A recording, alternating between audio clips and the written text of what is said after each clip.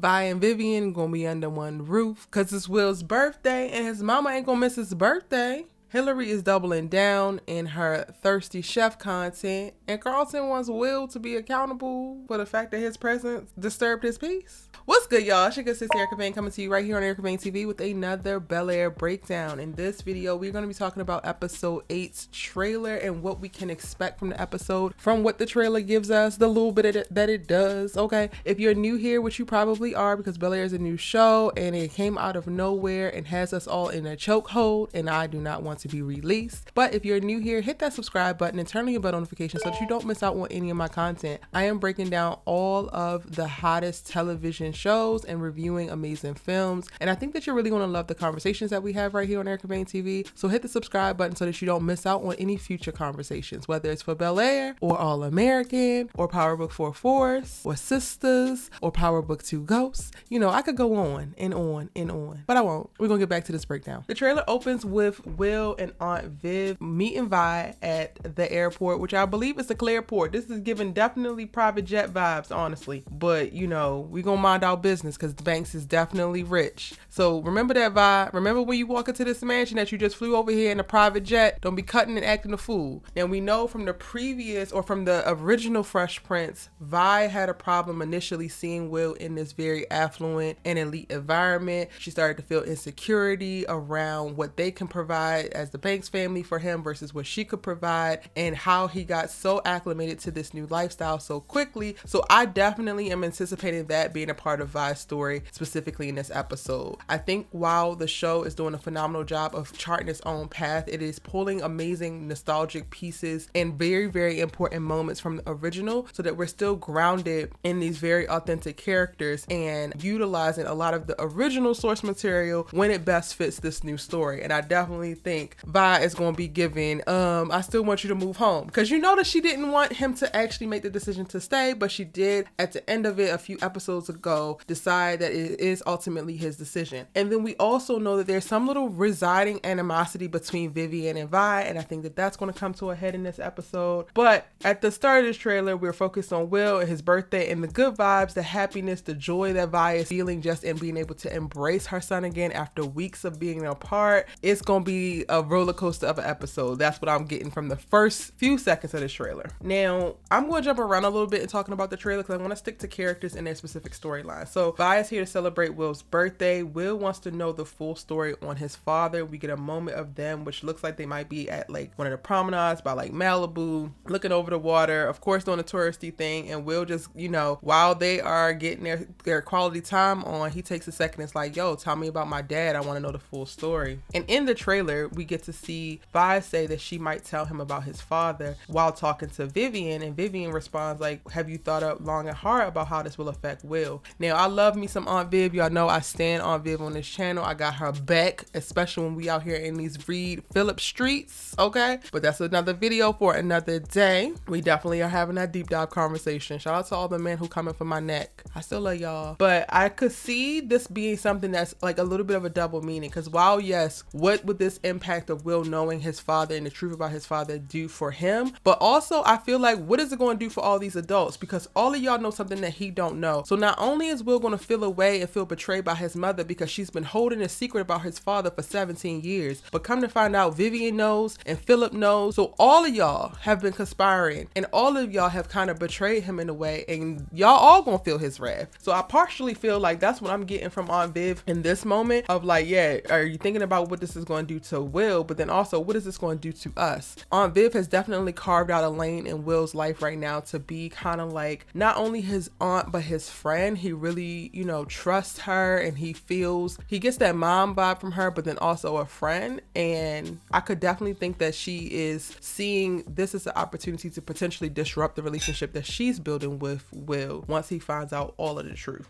Now, speaking about Will and coming up with truths or having to deal with truth, he gets an uncomfortable truth in the trailer trailer where Carlton says, you come in here, sent me into a spiral. It isn't just about Lisa. And this is going to be, I believe, the continued journey of Will and Carlton finding their way to each other. So, you know, Will has to answer for at the end of last week's episode when he was coming downstairs after you know what he did with his girl, Lisa, who is Carlton's ex-girl. Shout out to everybody who feels a way about it, because I still don't.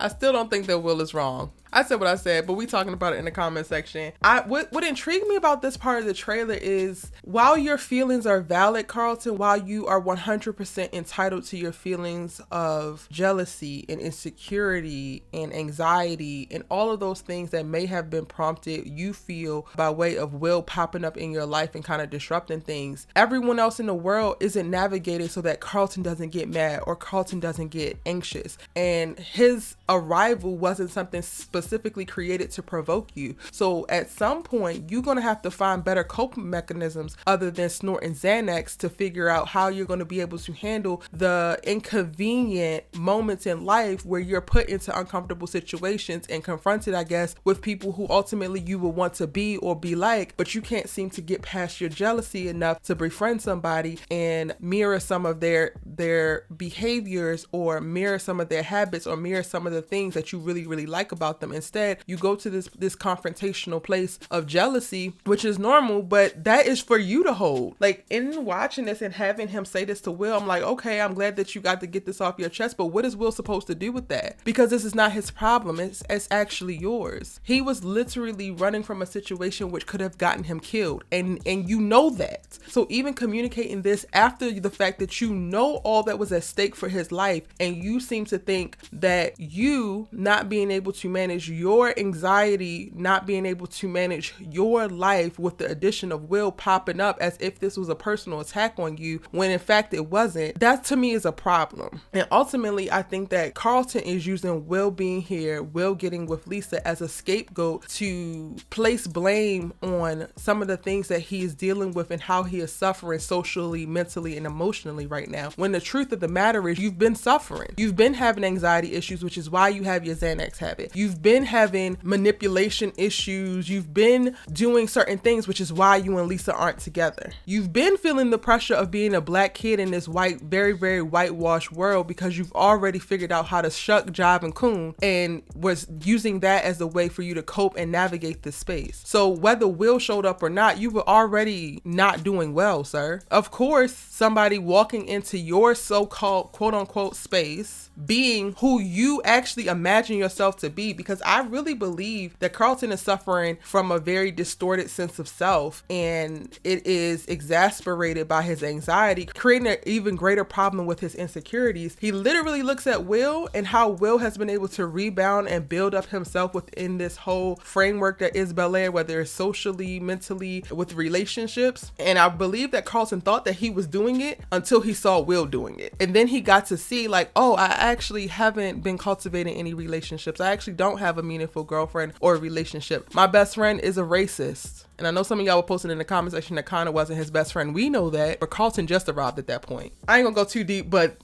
watching that specific segment of the trailer, it really was a little off-putting to me, but I'm like, okay, we have to go through this for Will and Carlton to be able to get on the other side of it. I also have been listening to the Bel Air podcast, and Olly, the guy who plays Carlton, really has helped humanize Carlton for me a little bit more. However, I'm still holding his ass to the fire, and I am still holding him accountable, because at the end of the day, while you're struggling with your blackness and how you appear and manifest within this world, you're also within a very black family who's also experiencing a lot of the same things. And at some point, you're gonna have to hold yourself accountable to find resources and to align with things that's going to help you versus continuing to do self-destructive behavior that's going to hurt you. But I'm interested to see how this conversation goes. I'm hoping that Will doesn't take too much of this on, because again, I don't feel like this is Will's problem to bear. Now, Miss Hilary, you still in the doghouse for us, sis. You told Jazz that he need gas gas money, and we still feel a way about it, but you my homegirl, so I'm gonna rock with you. But what I will say is I don't rock with you in this thirsty chef stuff. Like, what's killing me is that out of nowhere you have dropped your morals, you have dropped your standards, and now all of a sudden you want to double down in this content creation when this was something that you didn't want to do to begin with. It's one thing, girl, you look great. Ain't nobody,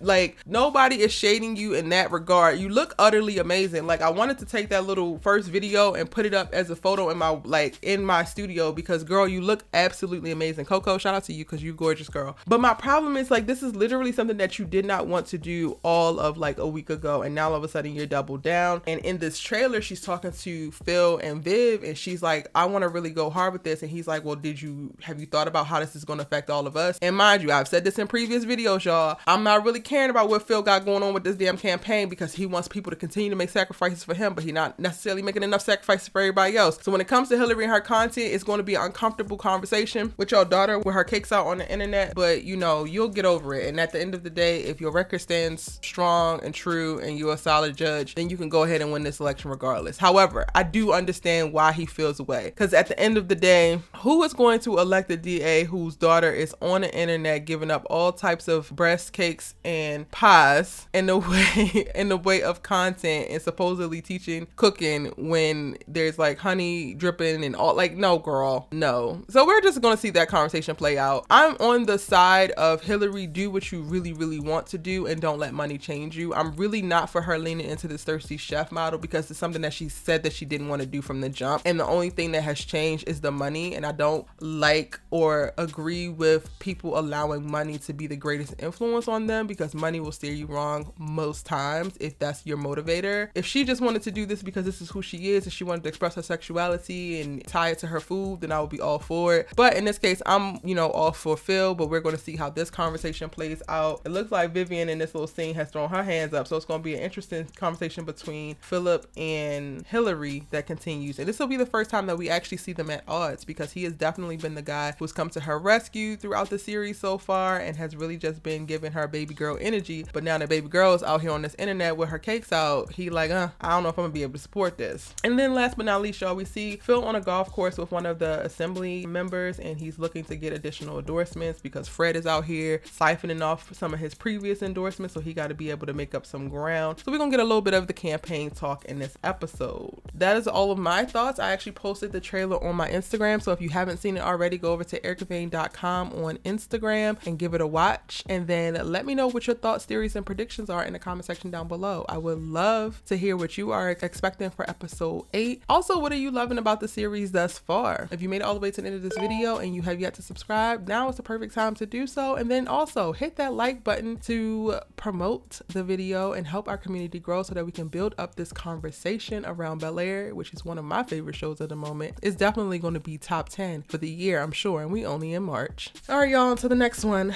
Bye.